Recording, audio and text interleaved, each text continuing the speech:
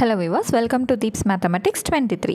So இந்த வீடியோவில் general studies group 4க்கு general ஸ்டடீஸில் தேவைப்படக்கூடிய ஒரு பாடம் தான் நம்ம பார்க்க போகிறோம். அதாவது யூனிட் 6 வந்து இப்போ நம்ம படிச்சுட்ருக்கோம் இல்லைங்களா. ஸோ அந்த வகையில் 8th ஸ்டாண்டர்ட் ஹிஸ்ட்ரி வரலாறு பகுதியில் இருக்கக்கூடிய 4வது லெசன் மக்களின் புரட்சி.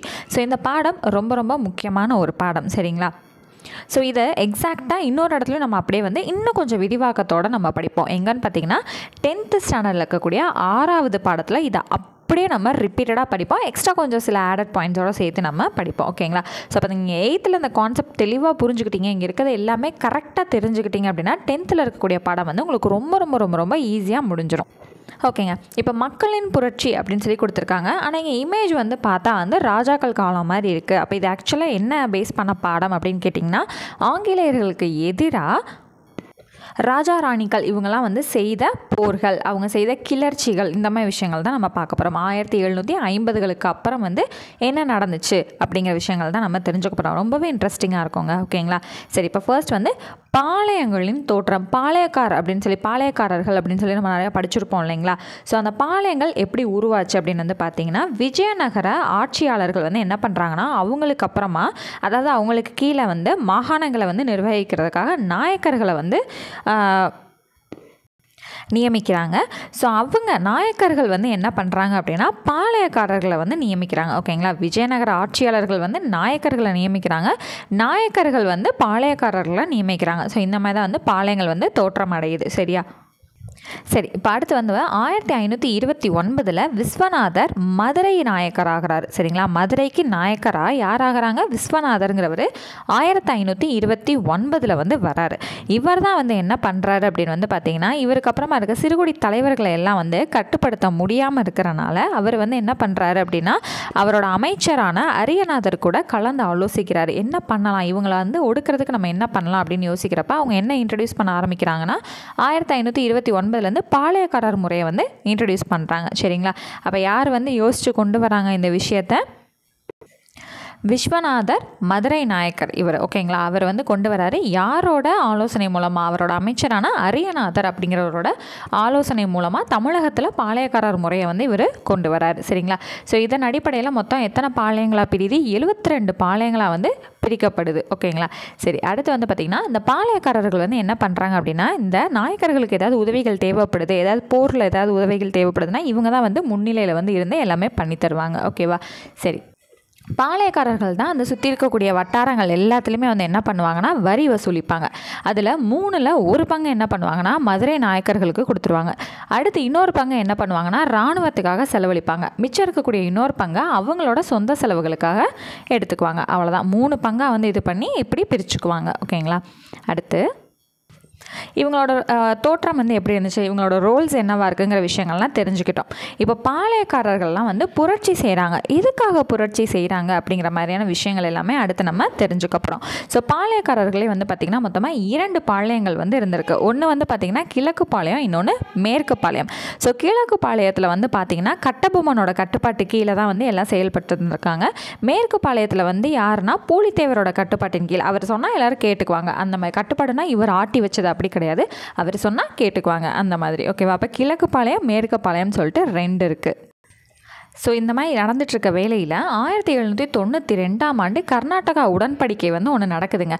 ஸோ இதனால் என்ன ஆகுதுன்னா ஆங்கிலேயர்களோட அதிகாரம் பாளையக்காரர்கள் மீது செலுத்தப்படுது. ஸோ என்ன பண்ணுறாங்கன்னா வரி வசூலிக்கக்கூடிய அந்த ஒரு அதிகாரத்தையுமே வந்து ஆங்கிலேயர்கள் வந்து பெறுறாங்க. அப்படி இருக்கும்போது அப்போ பாளையக்காரர்களுக்கும் ஆங்கிலேயர்களுக்கும் இடையே வந்து மோதல்கள் வந்து ஏற்படுது. ஸோ இதனால தான் என்ன ஆரம்பிக்குதுன்னா புரட்சிகள் வந்து ஆரம்பிக்குது. ஏன்னா அவங்களுக்கு கொடுக்கப்பட்ட ஒரு பெரிய பொறுப்பே வரி வசூலிக்கிறது தான். அதை ஆங்கிலேயர்கள் வந்து தட்டி பறிக்கிறாங்கிறப்ப இவங்க 2 பேருக்குள்ள என்ன ஆகுது, மோதல்கள் வந்து ஏற்படுது.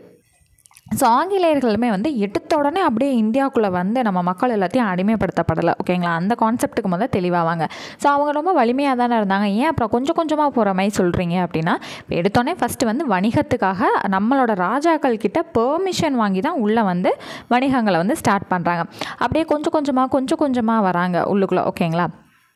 அடுத்து என்ன ஆகும் அப்படின்னா நம்மளோட ராஜாக்களுக்கு வந்துட்டு நாங்கள் வந்து உங்களோட படையை வந்து நாங்கள் நிர்வகிக்கிறோம், ஸோ உங்களுக்கு வந்து செலவுகள் எல்லாமே ரொம்ப குறையும் அந்த மாதிரி சொல்லி நம்மளோட வீரர்களை பயிற்சி செய்ய விடாமல் பண்ணி டம்மியாக்கி ஃபுல்லாக இவங்களே உள்ளுக்குள்ளே வந்து அடுத்து ராஜாக்களையுமே டம்மியாக்கி அதுக்கப்புறம் தான் இவங்க என்ன வராங்க கை வந்து பெருசாக மாதிரி ஓங்க ஆரம்பிக்கிறாங்க. ஓகேங்களா, அந்த மாதிரி கொஞ்சம் கொஞ்சமாக தான் உள்ளே வர ஆரம்பித்தாங்க. ஓகேவா, ஸோ இந்த டீட்டெயில்ஸ் எல்லாமே நம்ம அடுத்தடுத்த லெசன்ஸில் நம்ம படிப்போம். சரி, இப்போ மேற்கு பாளையத்தை சேர்ந்தவரான பூலித்தேவரை பற்றி நம்ம தெரிய போகிறோம். ஆங்கிலேயர்களை எதிர்த்தவங்களில் இவர் தான் வந்து ஒரு முன்னோடியாக வந்து கருதப்படுறாரு. ஓகேங்களா, ஸோ இவர் வந்து எந்த பாளையத்தை சேர்ந்தவர்னு பார்த்திங்கன்னா திருநெல்வேலி அருகில் இருக்கக்கூடிய நெற்கட்டும் செவல் அப்படிங்கிற பாளையத்தோட பாளையக்காரராக இருக்கார். யார்? பூலித்தேவர். ஓகேவா, ஸோ பாளையக்காரர்கள் எல்லாமே கப்பம் கட்டணும் அப்படின்னு சொல்லும்போது இவர் என்ன பண்ணுறாரு, கப்பம்லாம் கட்ட முடியாது அப்படின்னு சொல்லிட்டு என்ன பண்ண ஆரம்பிக்கிறாங்க, போர்கள் வந்து தொடுக்க ஆரம்பிச்சுக்கிறாங்க. நாங்கள் உங்களுக்கு கப்பம் கட்டணும், ஆங்கிலேயர்களுக்கு நாங்கள் எதுக்காக கொடுக்கணும் அப்படின்னு சொல்லிட்டு இவர் வந்து அதை எதிர்க்க ஆரம்பிக்கிறாரு. அப்போ ஆற்காடு நவாப் அப்படிங்கிறவங்களும் ஆங்கிலேயர்களும் இணைந்து இவருக்கு எதிராக வந்து படைகளை வந்து அனுப்புகிறாங்க. அவர் ஃபஸ்ட்டு வந்து என்ன பண்ணுறாரு அப்படின்னா பூலித்தேவர் வந்து அந்த படைகளை தோற்கடித்து அனுப்பிச்சிட்றாரு. ஸோ இங்கே திருநெல்வேலியில் தோற்கடிக்கப்படுறாங்க அந்த படையினர் எல்லாமே. சரிங்களா, சரி, அடுத்து வந்து பார்த்திங்கன்னா இவர் தான் வந்து ஆங்கிலேயருடன் போரிட்டு அவர்களை தோற்கடித்த முதல் இந்திய மன்னர் பூலித்தேவரே ஆவார் அப்படின்னு வந்து சொல்லியிருக்காங்க. இந்த வெற்றிக்கு அப்புறம் வந்து என்ன ஆகுது அப்படின்னு வந்து பார்த்திங்கன்னா இவங்களை வந்து நம்ம மட்டுமே ஒவ்வொரு தடவையும் எதிர்த்துட்ருக்க முடியாது, நம்மளோட ஆட்களான பாளையக்காரவங்களையும் நம்ம வந்து ஒன்றா வந்து கூட்டு சேர வைக்கணும். அதாவது வந்து ஒரு படையாக நம்ம வந்து திரட்டணும். ஒவ்வொரு தடவையும் நம்மளால் அவங்க அத்தனை படை வீரர்கள் இருப்பாங்க, எதிர்க்க முடியாது இல்லைங்களா.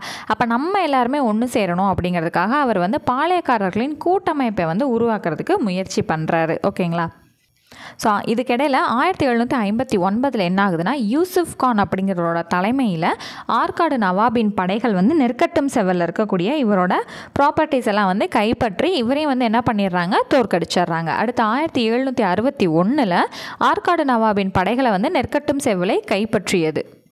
பூலித்தேவர் என்ன ஆயிடுறாருனா தலைமறைவாயிடுறாரு. அடுத்து வந்து பார்த்திங்கன்னா 1764 என்ன பண்ணுறாரு இவர் பூலித்தேவர் வந்து மறுபடியும் அவரோட இடத்த கைப்பற்றி எடுத்துடுறாரு. ஸோ வருஷங்கள் வந்து கொஞ்சம் கன்ஃபியூஷன் ஆகிற மாதிரி இருக்கும். வருஷங்களை விட இங்கே இருக்கக்கூடிய கான்செப்ட் தான் நமக்கு ரொம்ப முக்கியம். யார் கூட போரிட்டாங்க அந்த மாதிரி விஷயங்கள் தான் நமக்கு ரொம்ப முக்கியமாக இருக்கும். ஸோ வருஷங்களில் கான்சென்ட்ரேட் பண்ணுறதை விட கான்செப்டில் வந்து கான்சென்ட்ரேஷன் அதிகமாக வைங்க. ஓகேங்களா, ஸோ பூலித்தேவர் என்ன பண்ணார், 1764 மறுபடியும் அவரோட சொந்த இடத்த மீட்டு எடுத்தார் இல்லைங்களா. அதுக்கப்புறம் என்ன ஆகுது, 3 வருஷத்தில் மறுபடியும் வந்து கேப்டன் கேம்பெல் அப்படிங்கிறவர் மறுபடியும் போயிட்டு பூலித்தேவரை தோற்கடித்து அந்த நெற்கட்டும் செவலை மறுபடியும் இவங்க எடுத்துக்கிறாங்க. ஸோ இதுக்கப்புறம் அவர் தப்பிச்சு தலைமறைவாக இருந்து அப்படியே வந்து என்ன பண்ணிடுறாருனா இறந்தும் போயிடுறாரு. அதுக்கப்புறம் அவரால் எதுவும் செய்ய முடியல. 1767 அப்புறம் அவரால் எதுவும் செய்ய முடியலை. அடுத்து வந்து யார் வராருன்னா வீரபாண்டிய கட்டபொம்மன். ஸோ இந்த காலக்கோடுங்கிற மாதிரி வரும் இல்லைங்களா. ஸோ இதில் இவங்க 5 பேர் மொத்தம் இருப்பாங்கங்க. அது ரொம்ப ரொம்ப முக்கியமான ஒன்று. ஃபஸ்ட்டு வந்து பூலித்தேவர். ஓகேங்களா, செகண்ட் வந்து வீரபாண்டிய கட்டபொம்மன், தேர்டு வந்து யார் வருவாங்க அப்படின்னா வேலு நாச்சியார், அதுக்கப்புறம் வந்து மருது சகோதரர்கள், லாஸ்ட்டாக வந்து தீரன் சின்னமலை. ஓகேங்களா, இந்த ஆர்டர் வைஸ் வந்து ரொம்பவே முக்கியம். அடிக்கடி ரிப்பீட்டடாக கேட்கப்பட்ட ஒரு கொஷின், யாருக்கு அடுத்து யாருங்கிறது ரொம்ப ரிப்பீட்டடாக நமக்கு கேட்கப்பட்ட ஒரு கேள்வி. சரிங்களா, இப்போ அடுத்தது வீரபாண்டிய கட்டபொம்மன் இருக்குது இல்லைங்களா. ஸோ இவங்க வந்து பாண்டியர்களுக்கு கீழே இருந்த பாஞ்சாலங்குறிச்சியை வந்து தலைநகராக கொண்டு ஜெகவீரபாண்டிய கட்டபொம்மன் வந்து என்ன பண்ணிகிட்ருக்காரு, வீரபாண்டியபுரத்தை ஆட்சி பண்ணிகிட்ருக்காரு. ஸோ இவரோட பையன் தான் யார், வீரபாண்டிய கட்டபொம்மன். ஸோ ஃபஸ்ட்டு பாண்டியர்களுக்கு கீழே இருந்தாங்க, அதுக்கப்புறம் பாளையக்காரர் முறை வந்தோடனே அதுக்கு கீழே வந்துடுறாங்க. ஸோ இவங்க அப்பா இறந்ததுக்கு அப்புறமா வீரபாண்டிய கட்டபொம்மன் வந்து பாளையக்காரராக மாறுறாரு. ஸோ இந்த கட்டபொம்மனோட மனைவியின் பேர் வந்து ஜக்கம்மாள், இவர் கூட பிறந்த சகோதரர்கள் பேர் வந்து ஊமத்துரை செவத்தையா. இது எல்லாமே இம்பார்ட்டண்ட்டான பாயிண்ட் தான். ஓகேங்களா, சரி, அடுத்து வந்து பார்த்திங்கன்னா ஸோ இப்போ வீரபாண்டிய கட்டபொம்மனுக்கும் ஆங்கிலேயர்களுக்கும் என்ன பிரச்சனை அப்படின்னா அதே கப்பம் கட்டக்கூடிய இதுதான், அதே பிரச்சனை தான், வரி செலுத்தணும் அப்படிங்கிற ஒரு பிரச்சனை தான். சரிங்களா, ஸோ ராமநாதபுர கலெக்டராக அந்த டைமில் இருந்தவர் யார் அப்படின்னு பார்த்தீங்கன்னா காலின் ஜாக்சன் அப்படிங்கிறவர்.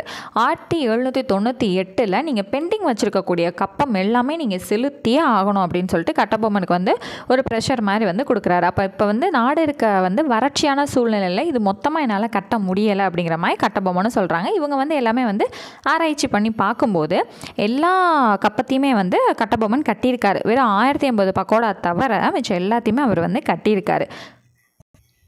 இந்த மாதிரி அனலைஸ் எல்லாமே எப்போ எங்கே நடக்குது அப்படின்னா 1798 கட்டபொம்மன் தன்னோட அமைச்சரான சிவசுப்பிரமணியத்தையும் கூட்டிகிட்டு எங்கே போயிருக்காங்க அப்படின்னா ராமநாதபுரம் கலெக்டரை வந்து சந்திக்கிறதுக்கு போயிருக்காங்க.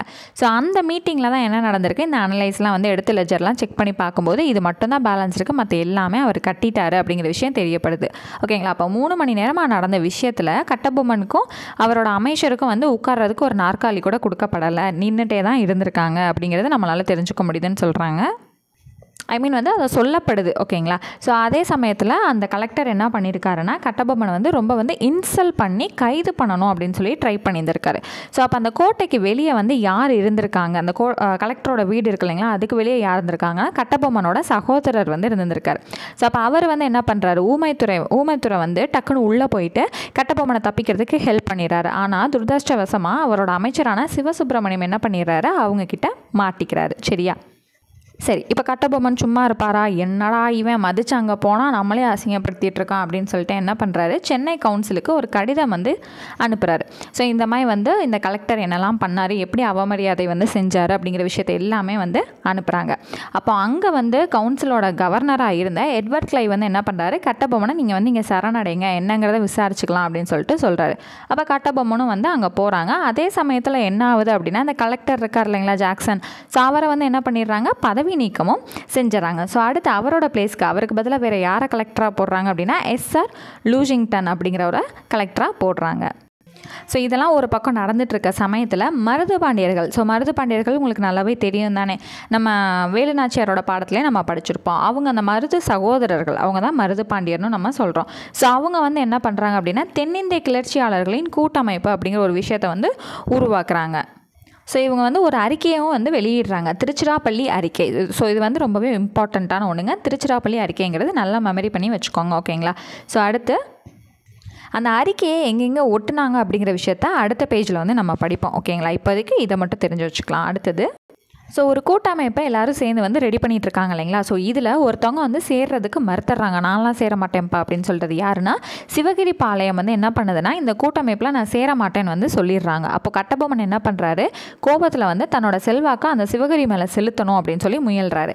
இந்த சிவகிரி ஆக்சுவலாக வந்து என்ன பண்ணிட்டு இருக்காங்கன்னா அந்த ஆங்கிலேயர்களை வந்து முழுமையாக ஏற்றுக்கிட்டு அவங்களுக்கு கப்பம் கட்டிகிட்டு இருக்காங்க. அப்போ ஒருத்தவங்க நமக்கு கீழே நம்மளை ஏற்றிட்டுருக்காங்க, இன்னொருத்தவங்க நம்மளை எதிர்க்கிறாங்க அப்படின்னா நம்மளை எதிர்க்கிறவங்கள இவங்களை வச்சு யூஸ் பண்ணி நம்ம அடிக்கணும்னு ட்ரை பண்ணுவோம் இல்லைங்களா. அப்போ கட்டபொம்மன் சிவகிரி மேலே செல்வாக்க செலுத்தணும்னு நினச்சப்போ ஆங்கிலேயர்கள் வந்து டைரெக்டாக அது தன்னை தாக்குற மாதிரி எடுத்துக்கிறாங்க. அப்போ ஆங்கிலேயர்கள் என்ன பண்ண ஆரம்பிக்கிறாங்க அப்படின்னா இவங்க எல்லாரையும் நம்ம தாக்கணும்னு சொல்லிட்டு படைகளை வந்து அனுப்ப ஆரம்பிக்கிறாங்க. ஸோ கட்டபொம்மனோட ஏரியா இது பாஞ்சாலங்குறிச்சி. ஸோ பாஞ்சாலங்குறிச்சியை நோக்கி எல்லாம் போங்க, அடிச்சு நொறுக்குங்க அப்படின்னு சொல்லிட்டு ஆங்கிலேயர்கள் வந்து தன்னோட படையை வந்து பாஞ்சாலங்குறிச்சிக்கு நோக்கி வந்து அனுப்புகிறாங்க.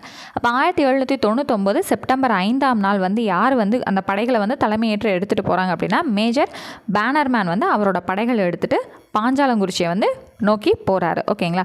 அப்போது அங்கே பாஞ்சாலங்குறிச்சியை சுற்றி வந்து உள்ளே போக வேண்டிய அனைத்து செய்தி தொடர்புலையும் என்ன பண்ணிடுறாங்க, துண்டிச்சிடுறாங்க. சரிங்களா. சரி, அடுத்து அங்கே நடந்த சண்டையில் அவரோட அமைச்சரான, அதாவது கட்டபொம்மனோட அமைச்சரான சிவசுப்பிரமணியம் வந்து கைது செய்யப்படுறாரு. கட்டபொம்மன் வந்து தப்பிச்சு புதுக்கோட்டைக்கு போயிடுறாரு. அந்த புதுக்கோட்டையில் இருந்த விஜய ரகுநாத தொண்டைமான் என்ன பண்ணுறாரு அப்படின்னு பார்த்தீங்கன்னா நம்மளோட கட்டபொம்மன் வந்து கைது பண்ணி இந்த கம்பெனிக்கிட்ட ஒப்படைச்சிட்றாரு, ஆங்கிலேயர்கள்கிட்ட ஒப்படைச்சிட்றாங்க. அடுத்து என்ன ஆகுது அப்படின்னு பார்த்தீங்கன்னா அமைச்சர் இருக்கார் இல்லைங்களா சிவசுப்பிரமணியன், அவர் வந்து என்ன பண்ணுறாருன்னா நாகலாபுரத்தில் வந்து தூக்கிலிடப்படுறாரு. யாருனால, இந்த ஆங்கிலேயர்கள்னால நாகலாபுரத்தில் வந்து தூக்கில் வந்து போட்டுடுறாங்க. சரிங்களா. அடுத்தது அப்போ கட்டபொம்மனை என்ன பண்ணாங்க அப்படின்னா அக்டோபர் 16, 1799 அப்போ கயத்தாறுங்கிற இடத்துல கட்டபொம்மன் என்ன பண்ணிடுறாங்க, தூக்கில் போட்டுடுறாங்க. சரியா. இப்போ மிச்சம் இருக்கக்கூடியது யார், கட்டபொம்மனோட சகோதரர்கள் வந்து இருக்காங்க. ஸோ அவங்க வந்து எங்கே இருக்காங்க அப்படின்னா பாளையங்கோட்டை ஜெயிலில் வந்து இருக்காங்க. ஸோ அவங்க தப்பிச்சு மருது சகோதரர்கள்கிட்ட போவாங்க. ஸோ அது வந்து அடுத்த கண்டென்ட்டில் வரும், அதை நம்ம அங்கே தெளிவாக பார்த்துக்கலாம். ஓகேவா. சரி, இப்போ இது வரைக்கும் நம்ம பார்த்துருக்கோம். இது வரையும் பார்த்துருக்கோம், கட்டபொம்மனையும் தூக்கில் போட்டாங்க, கட்டபொம்மனோட அமைச்சரையும் தூக்கில் போட்டாங்க. ஸோ கட்டபொம்மனோட அமைச்சரை எந்த இடத்துல தூக்கில் போட்டாங்க, நாகலாபுரத்தில். கட்டபொம்மனை கயத்தாறுங்கிற இடத்துல தூக்கில் போட்டாங்க. சரியா. இப்போ வேலுநாச்சியார். ஸோ வேலுநாச்சியார் கண்டென்ட் வந்து நமக்கு நல்லாவே தெரியும், நிறைய இடத்துல நம்ம படிச்சிட்டோம்.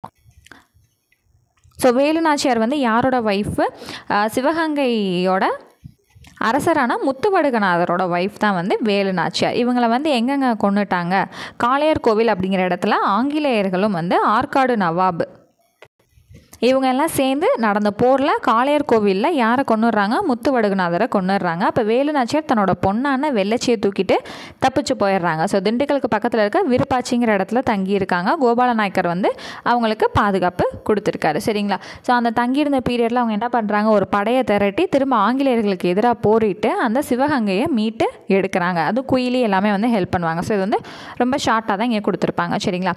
இந்தியாவில் பிரிட்டிஷ் காலனி ஆதிக்கத்தை எதிர்த்து போரிட்ட முதல் பெண் அரசி இவங்க இந்த வேலு நாச்சியார் தான். இவங்க வந்து தமிழர்களால் வீரமங்கைன்னு வந்து அழைக்கப்படுறாங்க. தென்னிந்தியாவின் ஜான்சி ராணினும் அழைக்கப்படுறாங்க. அவ்வளோதான். இந்த ஒரே ஒரு பேராகிராஃப் தான், சிம்பிளாக முடிச்சிட்டாங்க. அடுத்தது மருது சகோதரர்கள். ஸோ மருது சகோதரர்களோட அப்பா அம்மா பேர் வந்து பொன்னாத்தாள், மூக்கையா, பழனியப்பன். சரிங்களா? சரி, மூத்த சகோதரர் தான் வந்து பெரிய மருதுன்னு சொல்கிறாங்க. இளைய சகோதரரை சின்ன மருதுன்னு சொல்கிறாங்க. அந்த பெரிய மருதுவை வெள்ளை மருதுனும் அழைக்கப்படுறாங்க. சரிங்களா? அடுத்து வந்து பார்த்திங்கன்னா, ஸோ சிவகங்கையை வந்து மறுபடியும் இவங்க எல்லாம் வந்து போரிட்டு மீட்டதுக்கப்புறம் பெரிய மருது வந்து என்ன பண்ணுறாரு, அதை ஆட்சி செய்கிறாரு. சின்ன மருது பெரிய மருதுக்கு ஆலோசகராக வந்து செயல்படுறாரு. சரிங்களா? ஸோ அடுத்து வந்து பார்த்திங்கன்னா, சின்ன மருதை வந்து என்னன்னு சொல்கிறாங்க, சிவகங்கை சிங்கம் அப்படின்னு வந்து சொல்கிறாங்க. ஓகேவா? அடுத்து ஸோ நான் சொன்னேன் இல்லைங்களா, கட்டபொம்மனோட சகோதரர்கள் ஊமத்துரையும் மற்றவங்களும் வந்து தப்பிச்சு சிவகங்கைக்கு வந்து போகிறாங்க. அங்கே வந்து யார் இவங்களுக்கு பாதுகாப்பு தராங்க, மருது சகோதரர்கள் வந்து அவங்களுக்கு பாதுகாப்பு தராங்க. இந்த பாயிண்ட் வந்து நமக்கு இங்கே கொடுத்துட்டாங்க. அடுத்தது வந்து பார்த்திங்கன்னா, தென்னிந்திய கிளர்ச்சி 1800 1801 வரைக்கும். ஸோ பிப்ரவரி 1801 வருடம் வந்து கட்டபொம்மனோட சகோதரர்களான ஊமைத்துறையும் செவ்வத்தையாவும் வந்து பாளையங்கோட்டை சிறையிலேருந்து தப்பிச்சு கமுதிக்கு வந்து வந்துடுறாங்க. சரிங்களா? பாளையங்கோட்டையிலேருந்து எங்கே வந்துடுறாங்க, கமுதிக்கு வந்துடுறாங்க. அப்போ சின்ன மருது என்ன பண்ணுறாரு, அங்கே கமுதியிலேருந்து தன்னோட தலைநகரான சிறுவயலுக்கு வந்து அவங்கள கூட்டிகிட்டு போய் அடைக்கலம் வந்து கொடுக்குறாரு. அப்போ ஆங்கிலேயர்கள் என்ன பண்ணுறாங்க, கண்டிப்பாக இந்த மருது சகோதரர்கிட்ட தான் இவங்க அடைக்கலத்துக்கு போயிருக்கணும், அவங்கள்ட்ட கேட்போம் அப்படின்னு சொல்லிட்டு ஒழுங்காக அவங்க கிட்ட இருக்க அந்த 2 பேரை எங்ககிட்ட கொடுத்துருங்க அப்படின்னு கேட்கும்போது அவங்க அதெல்லாம் முடியாது அப்படின்னு சொல்லிட்டு மறுத்துறாங்க. அப்போ என்ன ஆகுது, மருது சகோதரர்களுக்கும் ஆங்கிலேயர்களுக்கும் இடையே வந்து நிறையா மோதல்கள் வந்து ஏற்பட ஆரம்பிக்குது. ஸோ அந்த போரில் நிறையா பேர் ஒன்று சேர்ந்து ஆங்கிலேயர்களை வந்து எதிர்க்கிறாங்க. ஸோ அடுத்து திருச்சிராப்பள்ளி பிரகடனம், அந்த திருச்சிராப்பள்ளி அறிக்கை இருக்கு இல்லைங்களா, அதை பற்றி சொல்லியிருக்காங்க. ஸோ மருது சகோதரர்கள் வந்து என்ன பண்ணுறாங்க, ஜூன் மாதம் 1801 இந்த திருச்சிராப்பள்ளி பிரகடனத்தை வெளியிடுறாங்க. ஸோ அது வந்து சுதந்திர பிரகடனம் அப்படின்னு வந்து அழைக்கப்படுது. ஸோ இது தான் ஃபர்ஸ்ட் டைம் வந்து இந்தியர்களை ஒன்று சேர்க்கறதுக்காக விடுத்த முதல் அழைப்பு அப்படின்னு வந்து கருதப்படுது. ஸோ இது எங்கெங்கே போய் ஒட்டுறாங்க அப்படிங்கிற விஷயத்த பின்னாடி பேஜில் படிப்போம் நான் சொன்னேன் இல்லைங்களா. ஸோ ஒரு நகல் எங்கே, அதாவது ஒரு காப்பியை எங்கே ஒட்டுறாங்க அப்படின்னா ஆற்காடு நவாபோட அரண்மனையில் ஒட்டுறாங்க. இன்னொன்று வந்து என்ன பண்ணுறாங்கன்னா ஸ்ரீரங்கம் வைஷ்ணவ கோயிலில் ஒட்டுறாங்க. ஸோ ஆற்காடு நவாப் அரண்மனையான திருச்சி கோட்டை சுவர்லையும் இன்னொன்று ஸ்ரீரங்கம் கோயில் சுவர்லையும் வந்து 2 இடத்துல ஒட்டுறாங்க. ஓகேங்களா? சரி, அடுத்து வந்து பார்த்திங்க அப்படின்னா ஆங்கிலேயர்கள் வந்து சிவகங்கையை வந்து அவங்களோட இணைச்சிடுறாங்க.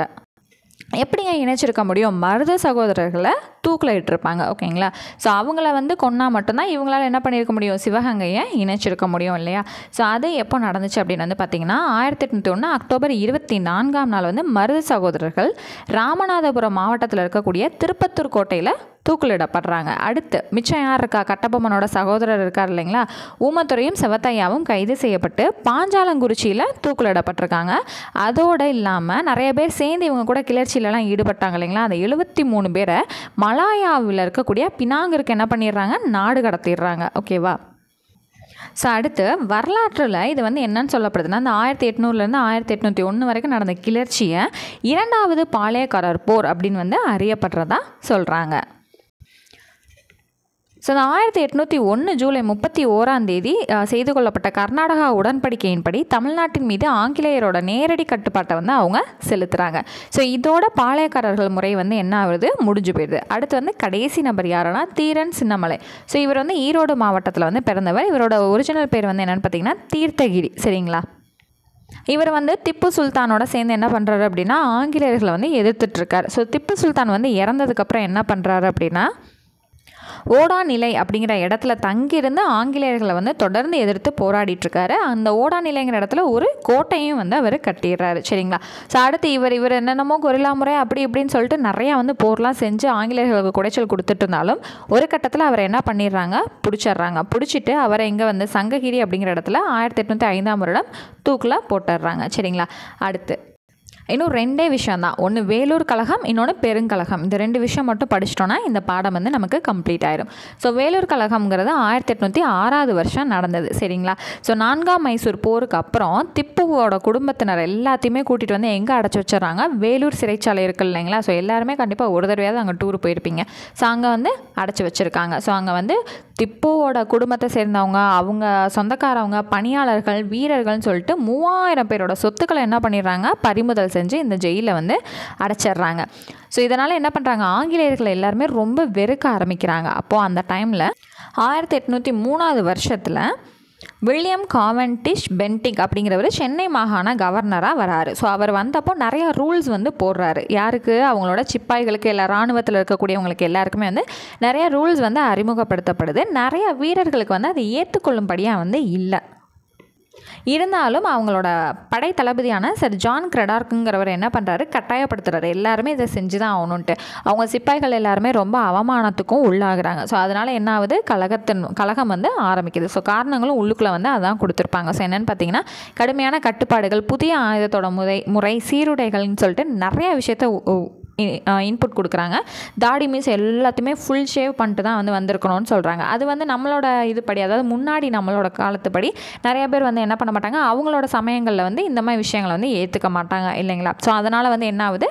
கிளர்ச்சிகள்லாம் வெடிக்க ஆரம்பிக்குது. ஸோ அது மட்டும் இல்லாமல் பதவி உயர்வுங்கிறது இந்திய சிப்பாய்களுக்கு கிடைக்கவே இல்லை. அது மட்டும் இல்லாமல் ரொம்ப அவமானத்துக்கும் உட்படுத்தப்படுறாங்க. ரொம்ப தாழ்வாகவும் நடத்தப்படுறாங்க. ஸோ இது எல்லாமே சேர்ந்து தான் என்ன பண்ண ஆரம்பிக்குதுன்னா கழகம் வந்து வெடிக்க ஆரம்பிக்குது. ஸோ அடுத்து வந்து பார்த்திங்கன்னா, ஸோ ஏற்கனவே சிப்பாய்கள் எல்லாமே ரொம்ப வந்து கொந்தளிச்சிட்ருக்காங்க. இதில் எரியிற நெருப்பில் எண்ணெயை ஊற்றுற மாதிரி ஜூன் மாதம் 1806 வருஷம் என்ன ஆகுதுன்னா, அக்னியூ தொப்பி அப்படின்னு சொல்லிட்டு ஒன்று அறிமுகப்படுத்துகிறாங்க. அக்னியூ தலைப்பாகை அப்படின்னு சொல்லிட்டு ஐரோப்பியர் முறைப்படி ஒன்று வந்து இன்ட்ரடியூஸ் பண்ணுறாங்க. அது வந்து இந்துக்களுக்கும் முஸ்லீம்களுக்கும் சுத்தமாக பிடிக்கல. அதனால் அதை வந்து என்ன பண்ணுறாங்க? கடுமையாக எதிர்க்கிறாங்க. எதிர்த்த சிப்பாய்கள் எல்லாமே என்ன பண்ணப்படுறாங்க? அந்த வீரர்கள் எல்லாமே ரொம்பவே வந்து கடுமையான தண்டனைகளுக்கு உட்படுத்தப்படுறாங்க. ஸோ அடுத்து என்ன ஆகுது அப்படின்னு வந்து பார்த்தீங்கன்னா, ஜூலை 10ஆம் தேதி விடியற் காலையில் 1வது மற்றும் 23வது படைப்பிரிவுகள், 1வது படைப்பிரிவு, 23வது படைப்பிரிவு, இவங்க எல்லாமே சேர்ந்து என்ன பண்ணுறாங்க? கழகத்தை தொடங்குறாங்க. இதுக்கு மேலெலாம் பொறுமையாக இருக்க முடியாது, ஏதாவது ஒன்று பண்ணியே ஆகணும் அப்படின்னு சொல்லிட்டு கழகத்தை ஏற்படுத்துகிறாங்க. அந்த டைமில் வந்து ஃபஸ்ட்டு யார் கொல்லப்படுறாங்க அப்படின்னா, கர்னல் பான்கோட் அப்படிங்கிறவர் தான் ஃபஸ்ட்டு வந்து கொல்லப்படுறாரு. அடுத்து வந்து என்ன பண்ணுறாங்க அப்படின்னா, பதே ஹைதரை வந்து என்ன பண்ணுறாங்க அப்படின்னா, அவங்களோட புதிய ஆட்சியாளராக அறிவிச்சுக்கிறாங்க. அந்த கிளர்ச்சியாளர்களே என்ன பண்ணுறாங்க? இவர் தான் இனிமேல் எங்களுக்கு ஆட்சியாளர் அப்படின்னு சொல்லிட்டு அறிவிச்சுக்கிறாங்க. ஸோ அடுத்து வந்து ஆங்கிலேயர்களோட கொடியை வந்து கீழே இறக்கிட்டு புலி உருவம் பொறித்த திப்புவோட கொடியை வந்து ஏற்றுறாங்க. ஆனால் எப்படியோ வந்து ஒரு வழியாக அந்த அது ஃபுல்லாக எல்லாமே கோட்டைக்குள்ளே நடந்துக்கிட்டு இருக்குது, ஒரே இடத்துல கோட்டைக்குள்ளே நடக்குது அப்படிங்கிறனால டக்குன்னு வந்து கழகத்தை ஆஃப் பண்ணிடுறாங்க. எப்படின்னு வந்து பார்த்திங்கன்னா, மேஜர் கூட்ஸ் வந்து கோட்டைக்கு வெளியே இருக்கார். சவுண்டு கேட்டோன்னே என்ன பண்ணுறாரு? ராணிப்பேட்டைக்கு வேகமாக போய் அங்கே கர்னல் கில்லப்சிக்கு வந்து தகவல் கொடுக்குறாரு. இவங்க எல்லாம் உடனே அங்கே வந்து கட்டுமையாக தாக்கி எல்லாரையும் வந்து ஆஃப் பண்ணி உட்கார வச்சிடுறாங்க.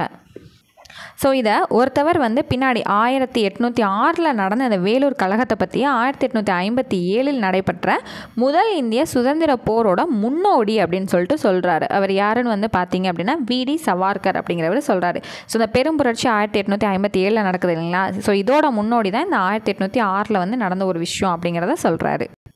ஸோ அப்போ அடுத்து என்ன வருது? 1857 நிகழ்ந்த பெரும்புரட்சியை பற்றி நம்ம தெரிஞ்சுக்கப்புறோம். ஸோ பெரும்புரட்சி அப்படின்னு ஏன் அதை சொல்கிறாங்கன்னா, நாட்டில் இருந்த நிறைய இடங்களில் இந்த கழகம் வந்து வெடிச்சுது. ஓகேங்களா? ஸோ அதனால் இது வந்து பெரும்புரட்சி அப்படின்னு வந்து சொல்கிறோம். ஸோ அப்போ ஏன் கழகம் வந்து ஆரம்பிச்சிது அப்படின்னு வந்து பார்த்திங்கன்னா, இராணுவத்தில் வந்து என்ஃபீல்டு ரக துப்பாக்கியை வந்து இன்ட்ரடியூஸ் பண்ணுறாங்க. ஸோ அதுக்கு குண்டு வந்து போடணும் அப்படின்னா அந்த மேலுரையை வந்து பற்களால் வந்து கடிச்சு இழுத்து தான் வந்து உள்ள வந்து போட முடியும். ஸோ இதோட மேலுரை வந்து எப்படி இருக்குன்னா, பசுவோட கொழுப்பு, பன்றியோட கொழுப்பு வந்து தடவப்பட்டிருக்குமா. ஸோ நிறைய பேருக்கு அது வந்து கரெக்டாக செட் ஆகலை. இந்து முஸ்லீம்களுக்கு வந்து அவங்களோட மத உணர்வு படி அவங்கள புண்படுத்துகிற மாதிரி வந்து இருந்திருக்கு.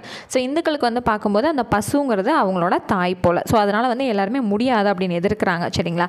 அப்போது என்ன ஆகுதுன்னா, மங்கள் பாண்டே அப்படின்னு சொல்லிட்டு ஒருத்தவர், ஸோ அவரை வந்து நீ அப்படி தான் வாயில் தான் கடிச்சு இழுத்து தான் போடணும்னு சொல்லிட்டு அவரை ப்ரெஷர் பண்ணும்போது அவர் என்ன பண்ணுறாரு? அவரோட உயர் அதிகாரியை சுட்டு கொன்னுடுறாரு. ஸோ விசாரிச்சுட்டு மங்கள் பாண்டேவை என்ன பண்ணிடுறாங்க, தூக்கில் போட்டு கொன்னுடுறாங்க. ஸோ இதுதான் வந்து ஆக்சுவலாக புரட்சியோட தோற்றம், அதாவது வந்து கழகத்தோட தோற்றம். அப்போ இவங்களோட சக வீரர்களான காலாட்படை, குதிரைப்படை இவங்க எல்லாருமே சேர்ந்து என்ன பண்ண ஆரம்பிக்கிறாங்கன்னா கிளர்ச்சிகளில் வந்து ஈடுபட ஆரம்பிக்கிறாங்க. உயர் அதிகாரிகளை வந்து சுட்டு கொண்டுட்டு எல்லாம் என்ன பண்ணுறாங்க, நேராக டெல்லியை நோக்கி போயிட்டு மீரட்டில் அங்கே என்ன பண்ணுறாங்க அப்படின்னா மே 11ஆம் நாள் 2ஆம் பகதூர் ஷாவை வந்து இந்தியாவின் பேரரசாக வந்து அறிவிக்கிறாங்க. ஒட்டுமொத்த இந்தியாவுக்கே நீங்கள் தான் பேரரசு அப்படின்னு சொல்லி அறிவிக்கிறாங்க. சரிங்களா? ஸோ அப்போ இதன் மூலமாக டெல்லி தான் வந்து புரட்சியின் மையமாக வந்து மாறிடுச்சு. ஓகேங்களா? அதுக்கு அடையாளமாக பகதூர் ஷாவும் மாட்டிக்கிட்டார். ஏங்க மாட்டிக்கிட்டாருன்றீங்கன்னா அது பின்னாடி வந்து வரும். ஓகேங்களா? சரி, இப்போது எந்தெந்த இடங்களில் எங்கெங்கே கழகம் வெடிச்சுது அப்படின்னு வந்து தெரிஞ்சுக்கலாமா? அதுக்கு யார் தலைமை தாங்கினாங்க, அதை அடக்குனா ஆங்கிலேயர் யாருங்கிறத முதற்கொண்டு நமக்கு டீட்டெயில்டாக ஒரு பாக்ஸ் கொடுத்துட்டாங்க. ஸோ டெல்லியில் 2ஆம் பகதூர் ஷா வந்து தலைவராக இருந்தாங்க. அதை அடக்குனவர் வந்து ஜான் நிக்கல்சன். லக்னோவில் பேகம் ஹஸ்ரத் மஹால்ங்கிறவர் வந்து தலைவராக வந்து அந்த போர்களை வந்து வழி நடத்தியிருக்காங்க கழகத்தை. ஹென்ரி லாரன்ஸுங்கிறவரை அதை அடக்கியிருக்காரு. கான்பூரில் நானா சாஹிப் நடத்தியிருக்காங்க. சர் காலின் கேம்பெல்ங்கிறவர் வந்து இதை அடக்கியிருக்காரு. ஸோ இது ரொம்ப ரொம்ப முக்கியமான பாக்ஸுங்க. அடுத்து ஜான்சி மற்றும் குவாலியருங்கிற இடத்துல ராணி லக்ஷ்மி பாயும் தாந்தியா தோபேங்கிறவரும் நடத்தியிருக்காங்க. ஜெனரல் ஹக்ரோஸ் அப்படிங்கிறவங்க வந்து அதை தடுத்து நிறுத்தியிருக்காங்க. அடுத்தது பிரைலி அப்படிங்கிற இடத்துல கான் பகதூர் கான் வந்து நடத்தியிருக்காரு. சர் காலின் கேம்பல் வந்து அங்கே தடுத்து நிறுத்திட்டார். பீகாரில் வந்து கன்வர் சிங் வந்து அதை வந்து கொண்டு போயிருக்காரு. வில்லியம் டைலர் வந்து அதை தடுத்து நிறுத்திட்டார். ஓகேங்களா?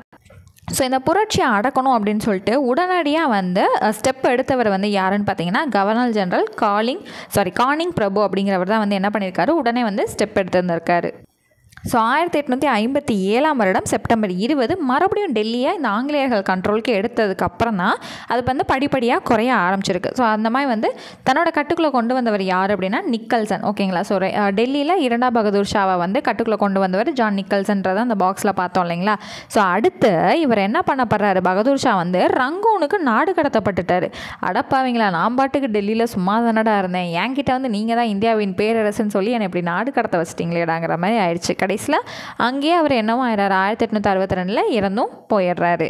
ஸோ இதுக்கடுத்து என்ன ஆகுது அப்படின்னா இந்த மாதிரி ரொம்ப பெரிய விஷயம் வந்து போயிட்டுருக்கனால விக்டோரியா மகாராணி என்ன பண்ணுறாங்க, இந்தியாவுக்கு வராங்க. அப்போ 1858 விக்டோரியா மகாராணியின் பேரறிக்கை வந்து வெளியிடப்படுது.